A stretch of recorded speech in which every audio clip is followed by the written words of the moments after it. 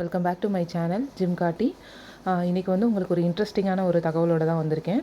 Video skip பண்ணாமல் last வரைக்கும் பாருங்கள், அப்போ தான் உங்களுக்கு வந்து முழுமையாக வந்து புரியும். அப்புறம் வந்து பார்த்திங்க அப்படின்னா, டிரைவிங் லைசன்ஸ் இதெல்லாம் வந்து தொலைஞ்சு போயிடுச்சுன்னா என்ன பண்ணணும், அதை வந்து திருப்பி வாங்குறதுக்கு நம்ம என்ன செய்யணும் அப்படிங்கிறத தான் இந்த பதிவில் வந்து நம்ம முழுமையாக பார்க்க போகிறோம். ஃபஸ்ட்டு வந்து பார்த்திங்க அப்படின்னா, ரேஷன் கார்டு, டிரைவிங் லைசன்ஸு, அப்புறம் வந்து ஸ்கூல் டாக்குமெண்ட்ஸ் இது மாதிரி இது வந்து எப்படி வந்து வாங்கணும் அப்படிங்கிறத வந்து இதில் வந்து ஃபுல்லாக வந்து பார்க்க போகிறோம். அதுக்கான ஆவணங்கள் எவ்வளோ, அதுக்கப்புறம் வந்து அதில் கட்டணங்கள் வந்து நமக்கு எவ்வளோ செலுத்தணும் அப்படிங்கிறத பற்றி தான் வந்து இந்த வீடியோ ஃபுல்லாக பார்க்குறோம். இதை குறித்து வந்து ஒரு வெப்சைட்டில் வந்து கொடுத்துருக்காங்க. அதில் வந்து என்ன சொல்லியிருக்காங்க அப்படின்னா, டிரைவிங் லைசன்ஸ் வந்து தொலைஞ்சிருச்சு அப்படின்னா யாரை பார்க்கணும் அப்படின்னா, மாவட்ட போக்குவரத்து அதிகாரியை வந்து நம்ம வந்து போய் பார்க்கணும். ஓகேவா? ஃபஸ்ட்டு அவங்கள பார்த்ததுக்கப்புறமா என்னென்ன பண்ணணும் அப்படின்னா, அவங்க என்ன டாக்குமெண்ட்ஸ் வந்து சப்மிட் பண்ண சொல்லுவாங்க அப்படின்னா, பழைய லைசன்ஸோட ஜெராக்ஸ் காப்பி, அப்படி இல்லைனா அந்த லைசன்ஸோட நம்பர் இருந்தால் கொஞ்சம் பெட்டராக இருக்கும். எவ்வளோ வந்து கட்டணம் செலுத்தணும் அப்படின்னா, ரூ. 315 வந்து கட்டணமாக வந்து இருக்கும் அப்படின்னு சொல்கிறாங்க. அதாவது வந்து இளரக மற்றும் கனரக வாகனங்களுக்கு வந்து ரூ. 315 இருக்கும் அப்படின்னு சொல்கிறாங்க. எவ்வளோ நாள் ஆகும் அப்படின்னா, விண்ணப்பம் செஞ்சு அதிகபட்சமாக வந்து 1 வாரத்துக்குள்ளே வந்து கிடச்சிரும் அப்படிங்கிற மாதிரி சொல்கிறாங்க.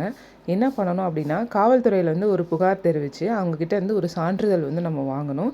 வாங்கினதுக்கப்புறம் வந்து மாவட்ட போக்குவரத்து அதிகாரிக்கிட்ட வந்து நம்ம வந்து விண்ணப்பம் வந்து கொடுக்கணும்.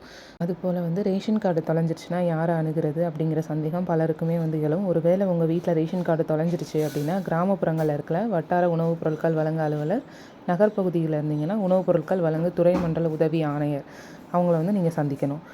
என்னென்ன ஆவணங்கள் தரணும் அப்படின்னா, காணாமல் போன குடும்ப அட்டையோட நகல், அப்படி இல்லைன்னா ஏதாவது ஒரு அடையாள அட்டையை வந்து நீங்கள் வந்து கொடுக்குற மாதிரி இருக்கும். எவ்வளவு கட்டணம் செலுத்தணும் அப்படின்னா, புதிய ரேஷன் கார்டு வாங்குறதுக்கு ரூ. 10 தான் கட்டணும் அப்படிங்கிற மாதிரி இந்த வெப்சைட்டில் வந்து போட்டிருக்காங்க. விண்ணப்பம் அளித்ததுக்கப்புறம் வந்து பார்த்திங்கன்னா 45 நாட்களே உங்களுக்கு கிடைச்சிரும்னு போட்டிருக்காங்க. அலுவலர்கிட்ட வந்து பார்த்திங்க அப்படின்னா, காணாமல் போன விவரத்தை வந்து நீங்கள் சொல்லணும். அதுக்கப்புறம் வந்து அவங்க ஒரு ஃபார்ம் மாதிரி ஒன்று தருவாங்க, அதை வந்து நீங்கள் ஃபில் பண்ணி கொடுக்கணும். அவங்க விசாரணைக்கு பிறகு வந்து புதிய குடும்ப அட்டை வந்து அனுப்பி வைக்கப்படும் அப்படின்னு சொல்கிறாங்க.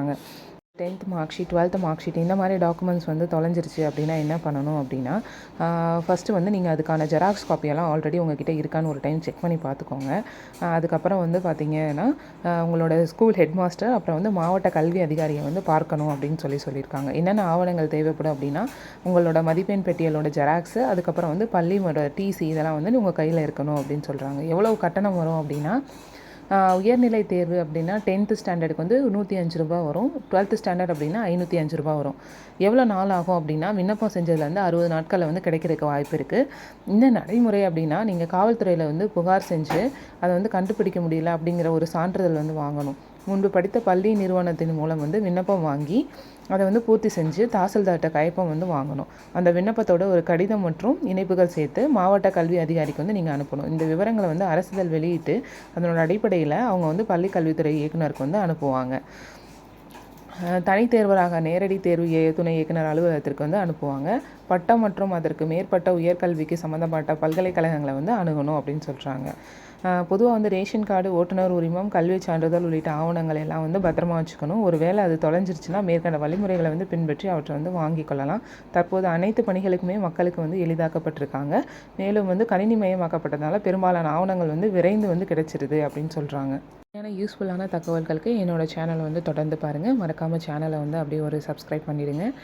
வீடியோக்கு ஒரு லைக் பண்ணிவிடுங்க. அப்போ தான் நான் மேலும் மேலும் இந்த மாதிரி வீடியோஸ் வந்து நான் வந்து உங்களுக்கு அப்டேட் பண்ண முடியும்.